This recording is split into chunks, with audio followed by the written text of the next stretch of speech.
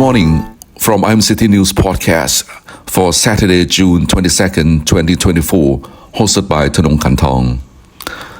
China has published new guidelines for criminal punishments that include the death penalty for certain extreme cases involving what it calls die-hard Taiwan independence separatists.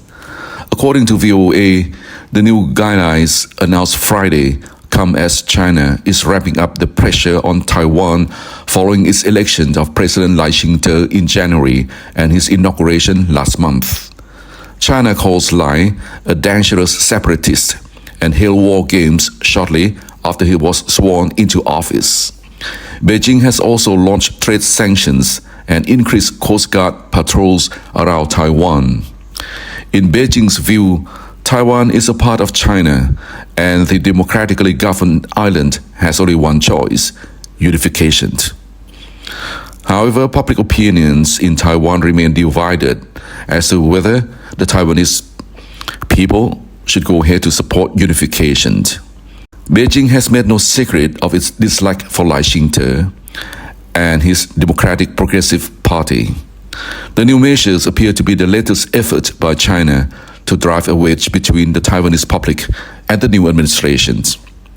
According to China's state-run Xinhua news agency, the guidelines are aimed at those who form separatist organizations or direct people to carry out activities that split the state.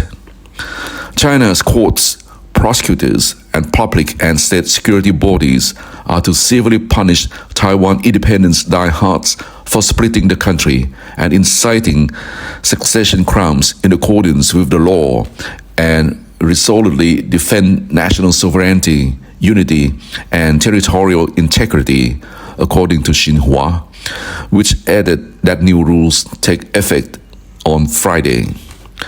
Within the guidelines, the death penalty is specified for ringleaders of independence efforts who cause particularly serious harm to the state and the people. In response to the new regulations, Taiwan's Mainland Affairs Council urged the public not to feel threatened or intimidated by the Chinese Communist Party. The Beijing authorities have absolutely no jurisdiction over Taiwan, and the Chinese Communist so-called laws and norms have no binding force on our people, the council said in a statement. Lai Ching-te has offered to hold talks with China, but Beijing has rejected his overtures. China also refused to talk with Lai's predecessors, Tsai Ing-wen, who is from the same party. We go next to an analysis on Taiwan by Martin Armstrong from Armstrong Economics. He wrote that Taiwan's new administration under President Lai Ching-te has been extremely vocal in its distaste for the One China policy. The Democratic Progressive Party campaigned on the promise of sovereignty and patriotism. No other president has been this outspoken against China's control over the small island that clearly cannot defeat China independently. Yet, there is one major reason that the new wave of politicians feel so bold as to provoke China through a strategic alliance with the United States. Taiwan independence is a dead end, the Chinese Communist Party said in a statement when Lai Ching-te was elected. Regardless of the pretext or the banner under which it is pursued, the push for Taiwan independence is destined to fail, declared China's foreign policy spokesperson Wang Wenbin. Taiwan's new defense chief, Wellington Koo, outlined their new defense strategy that primarily relies on protection from the United States. Washington has taken a stance of strategic ambiguity in its speech, but action states otherwise. China has yet again warned the US to cease arms sales to Taiwan.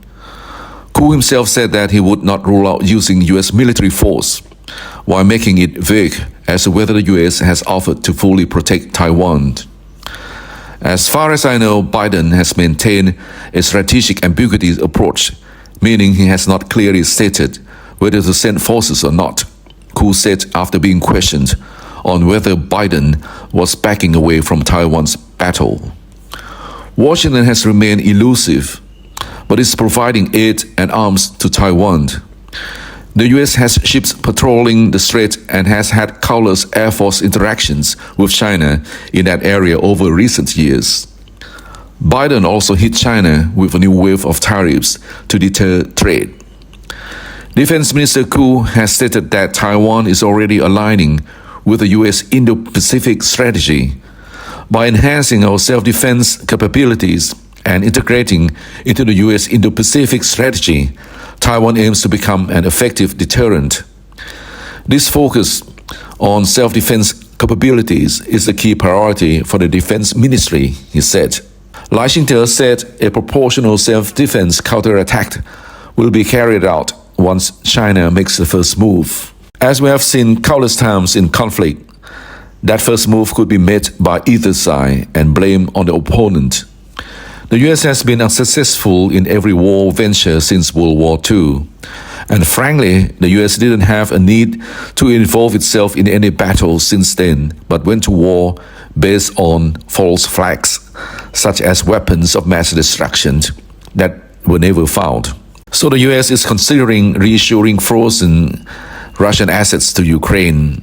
China has carefully watched the West aid Ukraine over the last few years and sees it that the West is willing to take on the economic repercussions of foreign war. China sees the West becoming involved in Israel's battle that also seems to have no end in sight.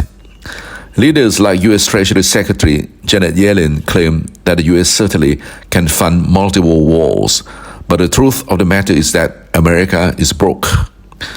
That's it for today. You may follow our IMCT News podcast every day and also the latest news update in imctnews.com.